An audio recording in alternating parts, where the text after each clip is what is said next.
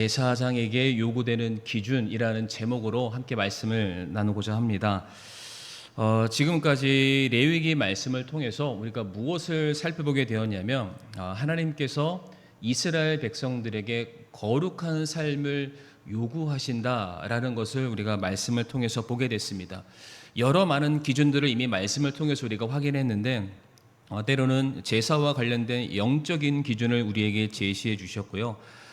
우리가 사람과 함께 더불어 살아가기 때문에 사람과의 관계 속에서의 기준도 제시하셨고, 그들 가운데 믿는 사람으로서 도덕적이고 윤리적인 삶에 대해서도 믿는 하나님의 백성은 이와 같이 살아야 된다라는 기준을 보여주심으로 말미암아 하나님의 백성들이 이 세상 사람들과 다름을 반드시 보여주어야 된다. 계속 그러한 부분들을 레위기 말씀을 통해서 우리에게 이제 가르쳐 주고 계십니다. 원래 저희가 지난 시간에는 레위기 18장 말씀을 봤으니까 순서적으로 따지면은 19장, 20장 말씀을 봐야 하는데 제가 그 부분은 이렇게 점프하고 넘어갔습니다. 특별히 성도님들 레위기 19장과 20장의 말씀은 구약의 산상수훈 혹은 구약의 또 다른 잠언이라고 불릴 정도로 하나님의 자녀들이 지켜야 될 영적인 기준과 도덕적인 행위에 대해서 굉장히 세세하게 우리에게 말씀을 해 주시고 계십니다. 제가 부탁드리고 싶은 것은 우리가 그 부분들을 일일이 다 다루지는 않습니다. 왜냐하면 이미 말씀들을 통해서 거론되었었던 내용들이 있으니까 똑같은 내용을 반복하지 않을 뿐이지 그 내용 자체가 다른 것에 비해서 비중이 적거나 가치가 없다, 그런 건 절대로 아닙니다. 그러니까 꼭 한번 읽어보시기를 우리 성도님들한테 부탁을 드리도록 하겠습니다. 이제 그렇게 해서 이제 21장으로 지금 넘어오게 됐는데 21장부터의 내용을 우리가 살펴보게 되면은 하나님께서 제사장들을 또 구별하시는 장면이 나옵니다. 그러니까 이미 하나님의 백성들을 향해서 하나님께서 너희는 세상과 구별되어야 된다, 너희는 거룩한 백성으로 드러나야 함을 이미 수차례 강조하셨고 굉장히 많은 지침 사항들과 명령과 규례를 주셨습니다. 그런데 그렇게 살아가는 것은 당연하고 그들 가운데 하나님께서 택하여서 부르셔서 세운 제사장들의 경우에는 그들보다 더 구별되어야 된다, 그들보다 더 마땅히 지켜야 될 규례들이 있으면 오늘 말씀을 통해서 우리가 확인해 볼 수 있다는 것이죠. 그래서 오늘 제목이 제사장에게 요구되는 기준이라는 제목으로 우리가 말씀을 좀 살펴보고자 합니다. 성도님들, 누가 제사장입니까? 누가 제사장이 될 수 있습니까? 출애굽기 28장과 레위기 8장 말씀 보게 되면은 아론과 그의 후손들이 기름 부음을 받음으로 말미암아 정결함을 입게 되었고요, 그들이 하나님 앞에서 제사를 드리는 중요한 역할과 책임인 제사장으로 세움 받게 되는 것을 볼 수가 있습니다. 오직 제사장만 성막 안에 들어갈 수 있고요, 그리고 그 중에 대제사장만 1년에 한 번씩 죄사함의 은혜를 입기 위해서 지성소로 들어가는 아주 특별한 사역을 감당하게 됩니다. 자, 그런데 이제부터가 중요한데, 이제 구약 시대는 그러한 사람들만 제사장 역할을 감당했죠. 그러나 신약 시대에 넘어와서 우리가 소위 말하는 은혜의 시대에 돌입하고 나서는 예수 그리스도의 십자가의 피로 말미암아 구속받은 우리들, 그러니까 저와 성도님들은 이제 모두가 예수의 피로 말미암아 하나님의 임재가 있는 지성소로 들어갈 수 있는 자격을 우리가 얻게 됐습니다. 히브리서 10장 19절 말씀을 한번 보시게 되면은, 그러므로 형제들아 우리가 예수님의 피를 힘입어 새롭고 살아있는 길로 지성소에 들어갈 담대함을 얻었는데 라고 되어 있습니다. 원래 구약시대에는 제사장만 들어갈 수 있고요, 제사장 중에 특별히 대제사장만 1년에 한 번밖에 들어가지 못하는 지성소를 히브리서 말씀에는 뭐라고 얘기하고 있냐면, 예수 그리스도를 믿는 성도들은 누구나 언제나 원하는 때에 그 안으로 들어갈 수 있다라고 말씀을 하십니다. 이것을 우리가 다른 말로 표현하게 되면은 예수를 믿는 모든 사람들에게는 제사장과 동일한 직분이 주어졌다라는 것이죠. 우리가 다 같이 베드로전서 2장 9절 말씀 볼 텐데요, 베드로전서 2장 9절 말씀 보게 되면 모든 성도들은 왕가의 제사장으로 불림받았다라고 되어 있습니다. 같이 한번 읽어보겠습니다. 시작.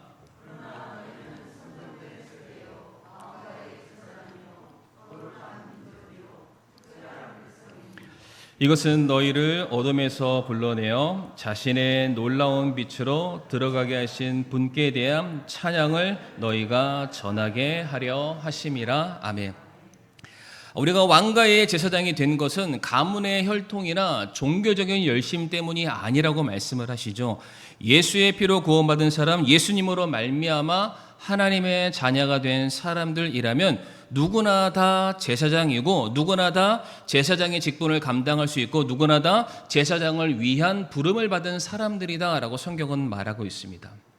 다시 말씀드리면 구약시대의 제사장은 특정한 가문과 특정한 계층의 사람들에게만 그 직분이 부여되었다면, 신약시대에는 모든 성도들이 제사장의 특권과 직분을 받게 되었음을 성경이 말해주고 있습니다. 이게 얼마나 큰 축복인가. 이미 제가 여러 차례 말씀드렸지만은 구약시대에 그 아론이 살아 생전에 수많은 사람들이 아론의 그 지도자 자리를 넘봤던 수많은 사람들이 있습니다. 너만 제사장이고 너만 하나님의 사람이냐, 나에게도 그럴 만한 자격과 자질이 있다라고 얼마나 많은 사람들이 그 자리에 도전을 했습니까? 그래도 얻지 못했던 그 놀라운 특권과 그 직분을 오늘을 살고 있는 저와 성도님들은 오직 예수를 믿었다는 그 이유 하나만으로 은혜와 선물로 우리가 그런 놀라운 축복들을 받게 되었습니다.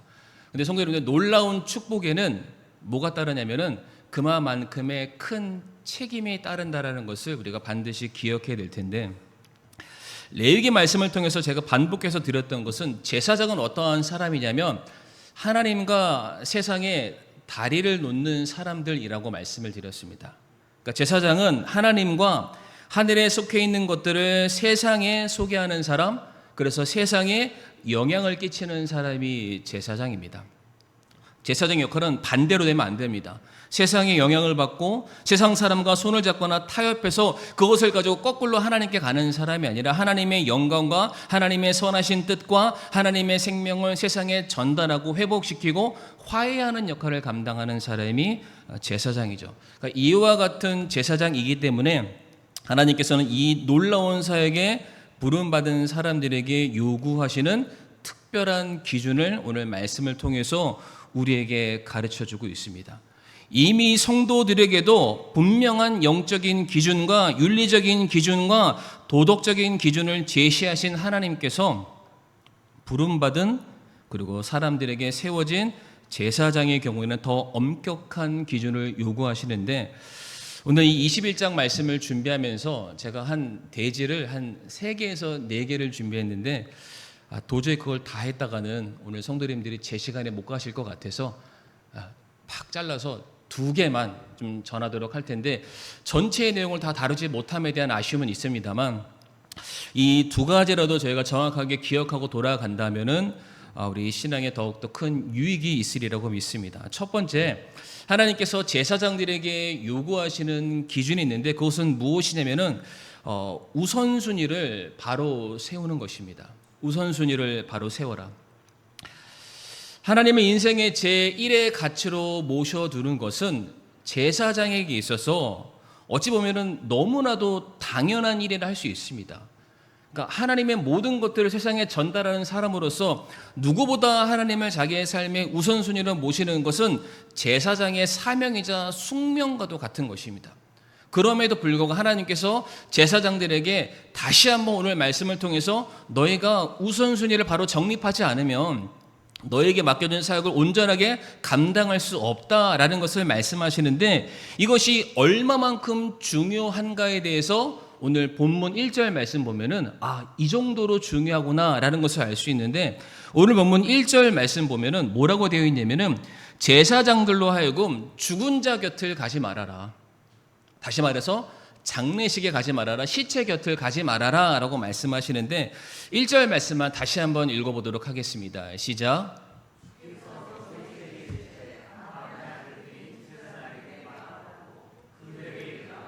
아무도 자기 백성 가운데서 죽은 자로 인하여 자기를 더럽히지 말 것이로되. 아멘.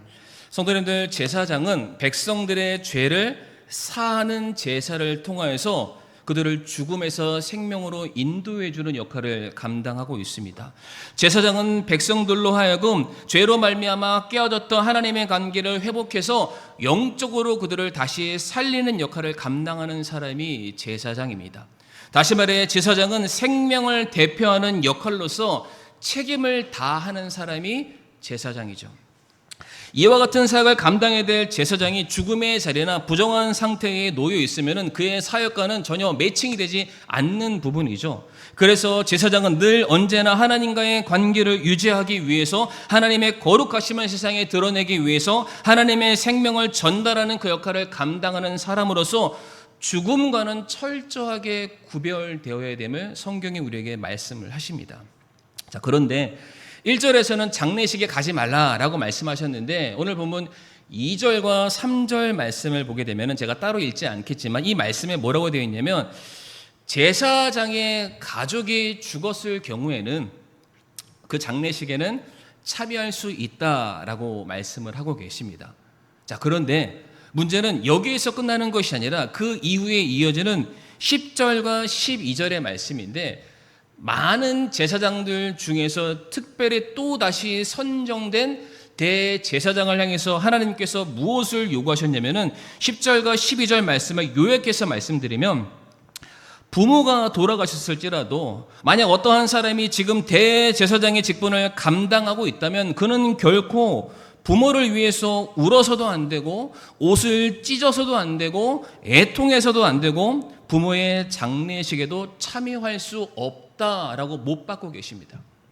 그러니까 1절에 말하는 대원칙이 다시금 그대로 제사장에게 적용되고 있다는 것이죠. 그러니까 하나님께서 어떠한 인류를 끊는다라는 차원에서 말씀하시는 것이 아니라 대원칙, 죽음의 자리는 반드시 떠나야 된다라고 말씀을 하고 계십니다. 그런데 이와 똑같은 내용이 누가복음 9장에도 등장을 합니다. 그러니까 지금 이 레위기 21장에서 하나님께서 제사장에게 하시는 말씀이라면, 누가복음 9장을 가게 되면은 예수님께서 제자를 세우실 때 이와 똑같은 말씀을 하시죠. 그러니까 누가복음 9장 57절부터 62절까지의 말씀을 보게 되면, 어떠한 사람들이 예수님의 소문을 듣고 예수님의 제자가 되기를 자청합니다. 제가 예수님을 따르길 원합니다. 예수님의 제자가 되길 원합니다. 라고 말하니까 예수님이 그래, 그러면 나를 따르라 라고 그들의 요청에 응답을 하십니다. 그러면 순수하게 그냥 따라가면 되는데, 이 사람들이 예수님의 말이 끝나기가 무섭게 뭐라고 말하냐면 59절에는 주님, 제가 주님을 따르기를 원하는데 먼저 내 아버지의 장례부터 치르고 그 다음에 이것이 끝나면 제가 주님을 따르겠습니다. 그리고 거기서 멈췄던 것이 또 다른 사람이 주님께 말하기를, 주님, 이번에는 제 가족들과 작별 인사를 하고 난 이후에 제가 주님을 따르면 안 될까요? 제가 정말로 주님을 따르기를 원하는데 먼저 저에게 할 일이 있으니 그것부터 다 해결하고 나서 주님을 따르기를 원합니다 라고 말하는 게 59절과 61절의 내용입니다. 이들의 응답에 주님께서 뭐라고 대답하시냐면 62절에 이와 같이 말씀을 하십니다. 예수님께서 그에게 이르시되, 그 사람들에게 말씀하시는 거죠. 손에 쟁기를 잡고 뒤를 돌아보는 자는 뭐에 합당하지 않습니까? 하나님의 왕국에 합당하지 않다라고 말씀하시죠. 다른 말로 주님의 제자가 되기를 원하는 사람들이, 하나님의 왕국에 들어가길 원하는 사람들이 하나님을 너희들의 삶의 우선순위로 두지 않는다? 그러면은 너희들은 하나님 나라의 자녀가 될 만한 자격이 없다라고 말씀하세요. 그럴 사람들은 결코 제자가 될 수 없다라고 말씀을 하십니다.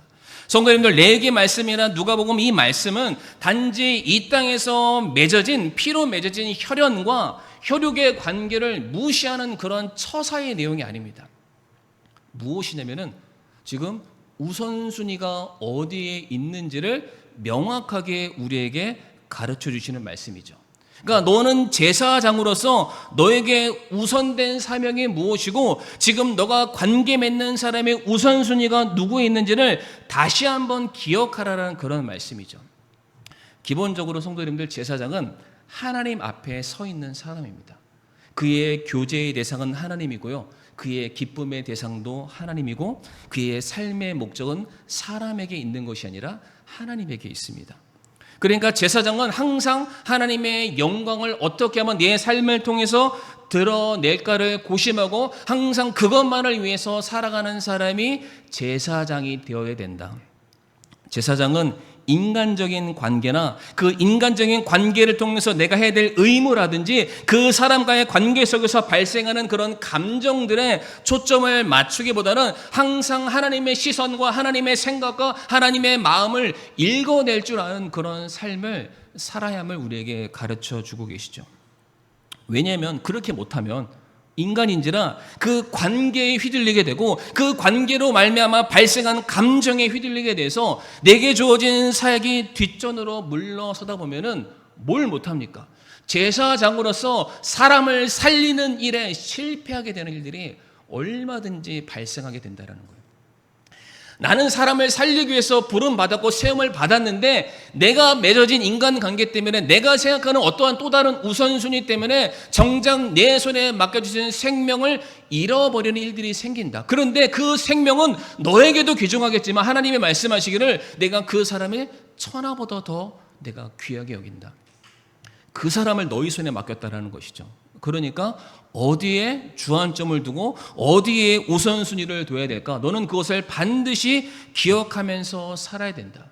그러니까 제사장이라고 불리는 그 사람들이 잘못된 우선순위를 세우게 되면은 살리기는커녕 죽이는 일을 하게 되고요, 회복하기는커녕 망하게 하는 일들을 얼마든지 발생을 시킬 수가 있습니다. 그래서 디모데후서 2장 4절에 이러한 말씀이 있는데 같이 한번 읽어보실까요? 시작. 전쟁을 하는 어떤 사람도 이 세상 삶의 일에 얽매이지 아니하나니 이것은 그가 자기를 군사로 택한 자를 기쁘게 하려 함이라. 아멘.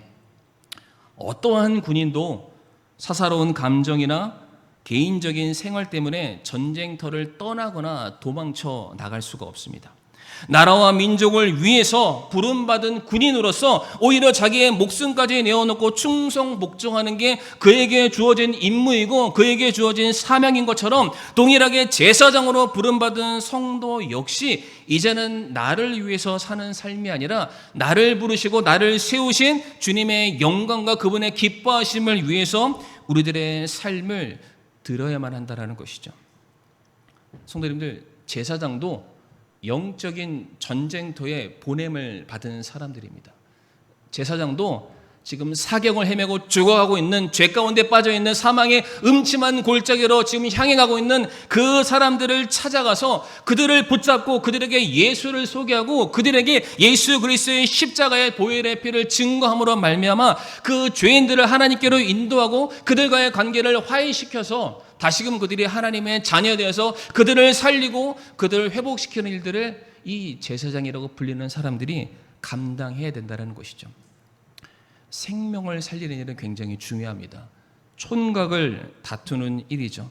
그렇기 때문에 제사장은 결코 세상 일에 얽매여서는 안 됩니다. 그러니까 우선순위를 바로 정립하지 않는 순간 더 이상 제사장으로 불림을 받을 수 없다라는 것이죠. 사랑하는 성도님들, 우리 성도님들 구원 받으셨죠? 예수 그리스도의 피로 말미암아 히브리서 10장 19절의 말씀처럼 이제는 얼마든지 원하는 때에 아무 때나 우리 성도님들 주님의 임재가 있는 그 지성소 안으로 들어가서 모든 것을 다 구할 수 있는 그런 특권이 우리 성도님들에게 다 있다고 믿으십니까? 그러면 우리가 제사장이잖아요. 그럼 우리들의 삶의 우선순위가 바뀌어야 된다는 겁니다. 우리가 똑같이 살아가면 안 된다는 겁니다. 그냥 구원받은 것은 구원받은 것이고 그냥 이전의 내 모습, 동일한 모습으로 살아가는 것은 결코 주님께서 원하시는 모습이 아니라는 것이죠. 그러니까 우리는 두 가지 정체성을 가지고 살아가느나 우리는 얼마든지 혼동할 수밖에 없습니다. 좌우로 흔들릴 수밖에 없습니다. 내게 주어진 임무와 사명을 우리는 때때로 간과하면서 살아갈 수밖에 없다는 거예요. 우리에게는 두 개가 없습니다. 한 개밖에 없습니다. 주님이 우리에게 맡겨주신 왕가의 제사장의 사명을 감당해 내는 것, 이게 우리에게 제1의 사명이라는 것을 꼭 기억하시기를 바랍니다. 그래서 베드로서 1장 4절 말씀 보면은 그것들로 말미암아 지극히 크고 보배로운 약속들이 우리에게 주어졌나니 이것은 너희가 이 약속들을 힘입어 정욕으로 인해 세상에 있게 된 썩을 것을 피하여. 제사장은 부정한 것, 죽은 거 피하라고 되어 있잖아요. 그런 것들을 피하여 하나님의 본성에 참여하는 자가 되게 하려 함이라라고 되어 있습니다. 하나님의 본성에 참여하는 자, 하나님의 삶의 우선순위로 삼는 사람, 그 사람은 썩을 것을 피한다. 죽음의 자리를 피한다. 사망의 자리를 피한다. 배설물처럼 냄새나는 그런 것들을 다 피하고 살아있는 거, 생명을 전하는 거, 살아갈 수밖에 없는 산 소망을 전하는 삶을 반드시 살아야 된다라고 말씀하고 계십니다. 우리 사랑하는 성도님들, 영적인 제사장으로서 그 의무를 다 온전하게 감당하고 계십니까? 그러한 우선순위가 올바르게 지금 정립되어 있으십니까? 성도님들로 말미암아 내 주변의 사람들이 지금 산 소망을 느끼며 죽어가는 자가 지금 살아나는 그런 놀라운 역사들이 일어나고 있습니까? 바라기는 우리가 세상에서 맺고 있는 어떤 인간적인 관계, 그 사람의 마음을 얻으려고 우리가 살아가는 것보다는 그 사람을 내게 붙여신 하나님의 뜻을 이루고 하나님을 기쁘시게 하기 위한 그런 삶을 살아가는 저와 성도님들이 되기를 바라겠습니다.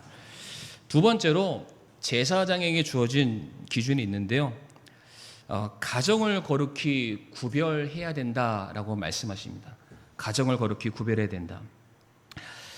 제사장은 그의 삶 자체가 하나님의 거룩하심을 드러내기 위한 창문과도 같은 역할이죠. 다리 역할을 하는 사람입니다. 그러니까 제사장이 다른 사람들에게 하나님을 소개하고 하나님의 영광을 드러내기 위해선 그의 삶 자체가 정말로 하나님과 방불한 삶을 살아야만 그가 전달하고자 하는 메시지가 효력 있게 사람들에게 전해진다는 것이죠.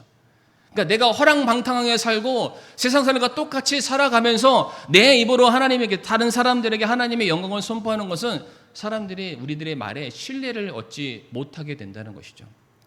그래서 가장 중요한 것은 제사장의 삶이 그가 말하는 것과 통일이 돼야 되는, 일관성이 있어야 되는데 그 모든 것의 집합체가 뭐냐면은 제사장의 가정입니다.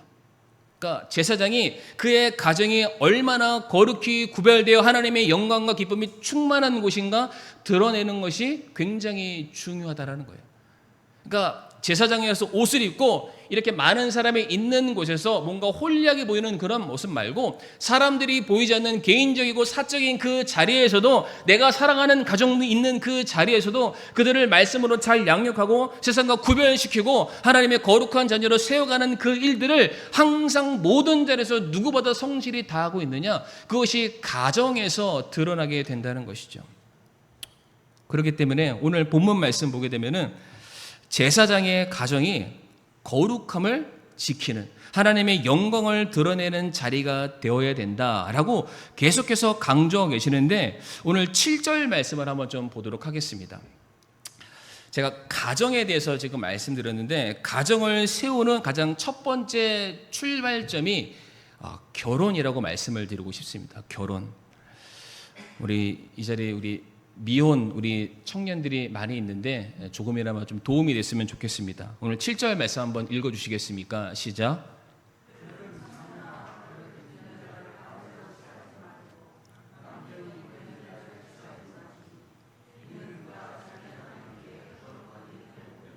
아멘.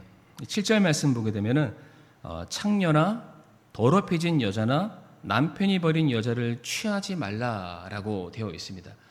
그러니까 실질적으로도 이런 사람과 함께 할 수 없지만 이것은 영적인 의미로 해석한다면은 이 사람들이 믿음이 없는 사람이다라고도 우리가 그렇게 볼 수 있습니다. 고린도서 6장 14절 말씀에 너무 잘 아는 말씀인데 믿지 않는 자와 멍에를 함께 매지 말라라는 그 말씀처럼 오늘 레위기 21장 7절 말씀이 지금 그 말씀을 우리에게 주고 계십니다. 제가 첫 번째 주제에서도 제사장에게 중요한 것은 우선순위라고 말씀을 드렸습니다. 그 우선순위가 얼마나 중요한지 감정이나 인간관계에 얽매여서는 안 된다. 그것의 예로 심지어 사랑하는 부모의 장례마저도 뒷전으로 미뤄야 될 정도로 제사장에게 우선된 게 있음을 잊지 말아라 라고 되어 있잖아요. 그러니까 다시 말해서 일상에서 맺어지는 연인이나 결혼을 포함한 모든 관계에 있어서 제사장은 단순히 개인적인 감정을 앞세우거나 세속적인 가치관을 따라가는 것이 아니라 내가 이 사람과 만나고 이 사람과 연애하고 이 사람과 결혼하게 되었을 때에 우리가 함께 하나님의 그 거룩함에 우리가 도달할 수 있을까? 함께 내 믿음을 가꾸어 가서 이것을 자라게 할 수 있을까? 이것을 무엇보다 중요시 여기면서 그 관계를 맺어야 한다는 것이죠. 단순히 결혼이라는 문제에 국한되지 않는다 할지라도 내가 이 사람과 관계를 맺고 내가 이 사람을 선택하게 되었을 때 우리가 반드시 고려해야 될 상황이 있는데 내가 이 사람으로 말미암아 내 신앙에 어떠한 영향을 끼치게 될 것인가? 내가 정말로 주님을 더 사랑하는 그런 자리로 내가 나아갈 수 있을 것인가? 아니면 내 믿음이 이 사람 때문에 흔들리게 될 것인가? 이것을 가지고 우리는 충분히 고민하고 그 고민에 따른 선택을 내려야 한다는 것입니다. 근데 우리가 이런 걸 잘 안 해요. 이런 고민을 잘 하지 않습니다. 제가 뭐 하나 보여드릴 텐데 우리 젊은 사람들은 이거 얘기하면 딱 아는데 우리 성도님들 결정사가 뭔지 아십니까? 결정사. 출판사 아닙니다. 결정사. 지금 우리 청년들은 씩 웃고요. 어르신들은 결정사. 이게 뭐지? 결혼정보회사입니다. 결혼정보회사. 이제 거기 가면 이제 어떤 사람을 만나고 싶은지 일단은 이제 모든 걸 다 씁니다. 그 사람들 조건들을 막 써요. 이걸 다 쓰면은 그 조건을 보고 내가 만나고 싶은 사람 이제 매칭을 하게 되는데 자, 한번 조건을 한번 보여주시면 감사하겠습니다. 이 정도입니다. 일단 외모 여기서 다 탈락했습니다. 일단 첫 번째가 외모고 나이, 키, 몸무게, 혈액형, 학력, 전공, 현재 직업, 이전 직업, 연봉, 세후를 기준해서 이건 제가 만든 게 아니라 실제 결정서에서 내놓은 하나의 기준표입니다. 재산도 얘기하고요. 부모잖아요. 부모대인데 아버지가 어떤 일을 하시는 사람인가, 어머니가 어떤 일을 하시는 사람인가. 다른 데 보면은 부모님의 재산이 얼마만큼인가, 부모님의 학력이 어느 정도 이런 것까지도 다 써야 된다고 합니다. 기타 가족, 내가 형제가 몇 명 있는지 이런 것도 써야 되고요. 거주 형태가 뭔지 아십니까? 자가인가, 전세인가, 월세인가 그런 것도 써야 된다고 합니다. 거주 지역, 서울 강남이면은 땡큐고요. 그렇지 않으면은 계속해서 등급이 떨어질 수밖에 없다고 합니다. 근데 더 중요한 건 등록 기준지, 저기 시골 출신인지 아니면은 찐 서울 강남 출신인지 이런 것도 굉장히 중요하다고 합니다. 유전병은 있는지 없는지, 워킹 홀리데이를 갔는지 안 갔는지, 흡연을 했는지 안 했는지, 종교, 취미, 자녀의 결혼 후 퇴직, 기타 특이사항 등등등. 기타 특이사항에는 그냥 빈칸이거든요. 근데 이 빈칸에는 내가 쓰고 싶은 거 다 써도 됩니다. 그러니까 이렇게 수많은 조건을 다 내세우고 나한테 맞는 사람을 찾는 거예요. 근데 이게 믿는 사람이랑 믿지 않는 사람이랑 똑같습니다. 다 이거 보고 결혼합니다. 이 기준이 부합하면 내가 설령 이 사람을 덜 사랑해도 이 사람이랑 결혼합니다. 왜? 내가 원하는 조건에 부합한 사람이니까. 이 정도 조건이면은 그 정도 사랑 정도는 양보할 수 있어 라는 시대를 저희가 살아가고 있습니다. 예전에는 사랑밖에 남 몰라 했잖아요. 그러나 사랑은 별로 중요하지 않습니다. 조건들이, 돈이, 그 사람의 배경이 나를 매겨준다는 거죠. 근데 중요한 게 뭐냐면 믿는 사람들도 이 조건을 앞세운다라는 거예요. 믿는 사람들도. 이것만 있으면은 믿음 없어도 괜찮아요. 이 조건만 다 충족되면은 교회 안 다녀도 괜찮아요. 왜? 언젠가 내가 설득하면 교회를 가겠지. 언젠가 이 사람의 마음이 바뀌겠지. 그러니까 그런 마음 때문에. 근데 성도님들, 우리가 생각해 볼 게 뭐냐면은 지금 이 사람이 돈이 있어서 좋아서 이 사람을 선택했잖아요. 그러면 그 사람의 돈이 계속 있을지 누가 압니까? 모르죠. 지금은 멀쩡하지만 나중에 어떻게 될지는 아무도 모릅니다. 근데 당장 눈에 보이는 것만 쫓아가는 거예요. 이게 중요하다라는 거죠. 근데 심지어 그 사람에게 믿음이 없어요. 믿음이 없지만 다른 조건이 좋으니까 그냥 선택하겠다라는 거예요. 그러니까 너무 이율배반적인 내 믿음과 합당하지 않는 그런 삶을 너무나도 많이 살아가고 있습니다. 특별히 믿는다라고 말하는 사람들이에요.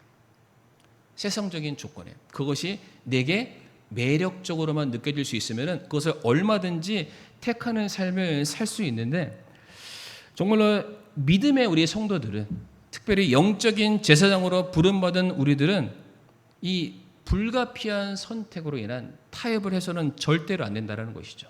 우리의 거룩함을 절대로 깨트려서는 안 된다는 것입니다. 창세기 2장 24절 말씀 보면, 그러므로 남자가 자기 아버지와 어머니를 떠나 자기 아내와 연합하여 그들이 한 육체가 될지니라 라고 되어 있습니다. 이 말씀이 에베소서 5장 31절에도 똑같은 말씀이 기록되어 있는데, 이 말씀 보게 되면은 남자와 여자가 합해졌는데 하나라고 말하고 있습니다. 1 더하기 1은 2가 아니라 1 더하기 1이 1이라고 말씀하시는 거예요. 이 말은 남자 여자가 원래 1이 아니라는 거죠. 그러니까 뭔가 불완전한 0.5인 사람과 0.5인 사람이 하나가 만났을 때 드디어 하나가 되는 것이 결혼이라고 되어 있습니다. 다시 말해 사람은 혼자는 결코 완전할 수 없습니다. 두 사람이 함께 해야만 완전해질 수 있다. 이것이 하나님께서 우리에게 허락하신 그 결혼의 메커니즘인데, 이 두 사람이 하나가 되어야만 정말로 앞으로 살게 될 수많은 인생들을, 수많은 고비들을 넘어가면서 신앙의 정진과 승리를 하면서 살아가게 될 텐데, 두 사람이 화합지 않고서 어떻게 그들이 믿음의 전쟁을 하면서 그들이 승리를 거둘 수 있을까? 이 결혼 생활도 함께 하나님을 중심에 두고 함께 서로가 거룩한 삶을 추구할 수 있어야만 그것이 진정한 결혼이 될 수가 있습니다. 나의 기준에 맞는 사람이 아니라 하나님의 기준에 맞는 사람, 하나님의 뜻에 일치하며 서로가 함께 하나님 앞에서 거룩한 신앙을 이어갈 수 있도록 서로 돕는 그런 관계가 조성될 때에만 그 사람들이 서로 결혼할 수 있는 관계를 맺어갈 수 있다는 것이죠. 오늘 본문 15절 말씀도 한번 읽어보시겠습니까? 오늘 본문 15절 말씀 함께 읽겠습니다. 시작.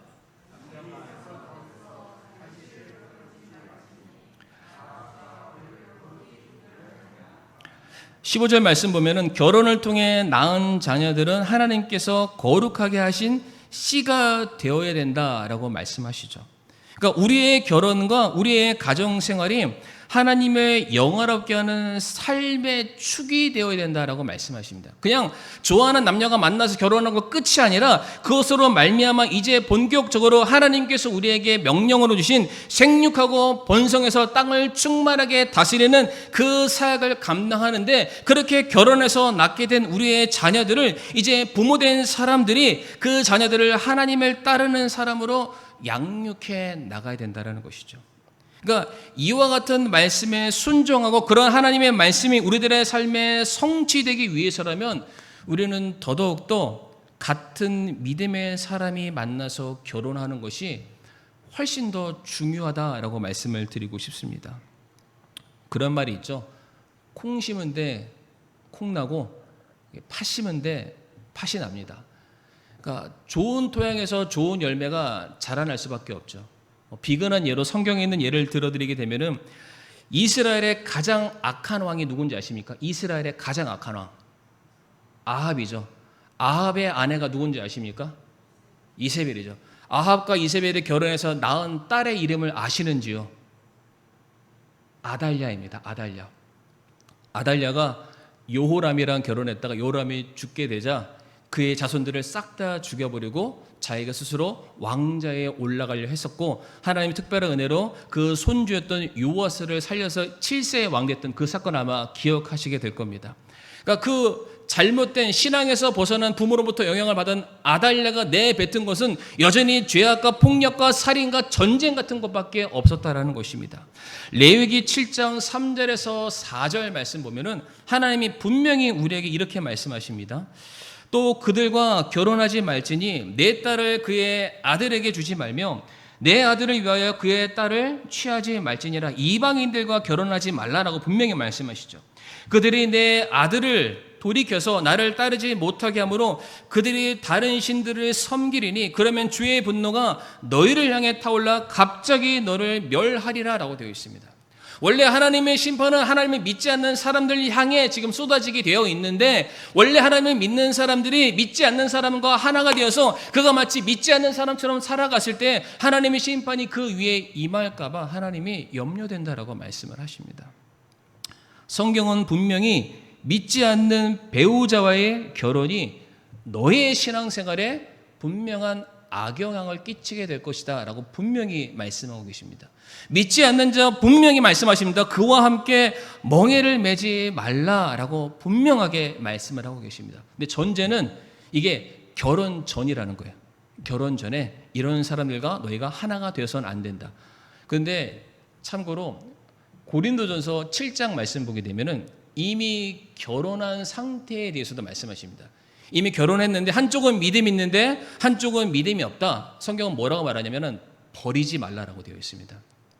버리지 말고 끝까지 그를 인내함으로 섬겨라. 너희의 믿음 있는 삶의 태도가 오히려 그들에게 선한 영향을 끼쳐서 그들이 돌아올지 모르니 끝까지 그들을 붙들어라 라고 말씀을 하십니다. 그러나 성경은 말하기를 결혼 전에 있는 사람이라면은 분명히 너희가 영향을 받을 수 있으니까 결코 그런 사람과 함께 의합해서는 안 된다. 그런 관계를 맺어서는 안 된다. 분명히 말씀하고 계십니다. 고민하지 마시길 바랍니다. 그런데 제가 왜 이런 말씀을 드리냐면, 만약에 이와 같은 관계로 결혼하게 되었고 믿지 않은 사람과 의합하게 됐을 때 당연히 그 관계 속에서 맺어진 열매는 온전치 못하는 것이 나올 수밖에 없겠죠. 아까 말씀드렸던 콩 심은 데 콩 나고 팥 심은 데 팥 심은 것처럼 믿음 없는 곳에서는 믿음 없는 생명 없는 것이 잉태될 수밖에 없습니다. 그래서 오늘 본문 9절 말씀을 한번 띄워주시겠습니까? 9절 말씀에 뭐라고 되어 있습니까? 함께 읽겠습니다. 시작.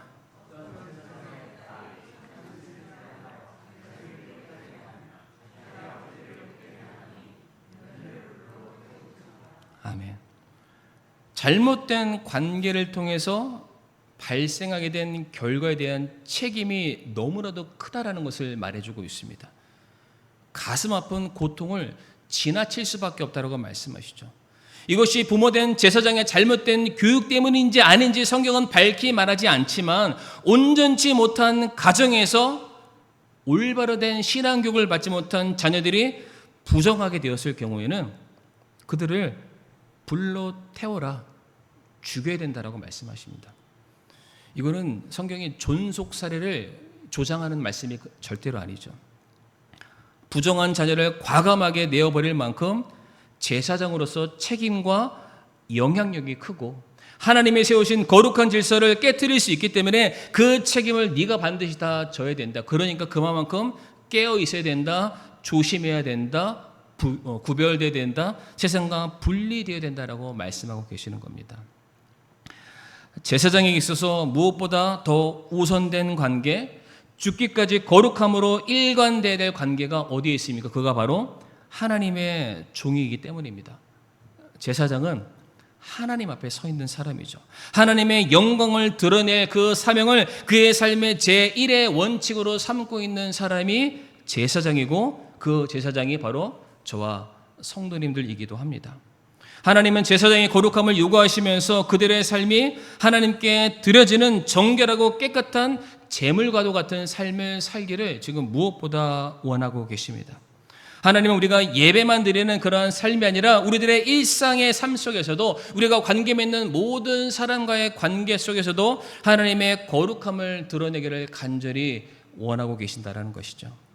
베드로전서 2장 11절과 12절 말씀을 읽고 말씀을 마치도록 하겠습니다.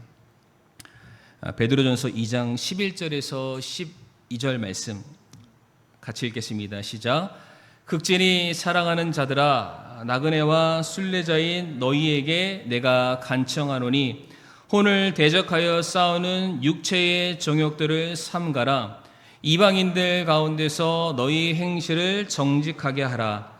이것은 그들이 너희더러 악을 행하는 자라고 비방하다가도 자기들이 바라볼 너희의 선한 행위들로 인해 돌아보시는 그날에 하나님께 영광을 돌리게 하려 함이라. 아멘. 육체의 정욕을 삼가라. 감정과 이성과 욕망하는 것에 끌려다니는 삶을 살지 말아라. 인간관계에 얽매이지 말아라. 돈과 성공과 명예에 목숨 걸지 말아라. 너희는 이 땅에서 나그네와 순례자인 것을 기억하라. 너희는 이 땅을 사는 사람들이 아니요 하나님 나라의 백성이요 이 세상에 보냄받은 영적인 제사장들이다. 그러니까 우리는 더욱더 우리들의 행실을 올바르게 해야 됩니다. 세상과 구별되어야 됩니다. 사람들이 우리들의 선한 행위를 보고 자신들의 죄인임을 깨닫고 하나님께 영광 돌리고 하나님과의 관계 회복되는 일들이 저와 성도님들의 삶을 통해서 매일같이 일어날 수 있기를 간절히 소망합니다. 이 시간 다 같이 오늘 말씀을 저희들이 기억하시면서요. 하나님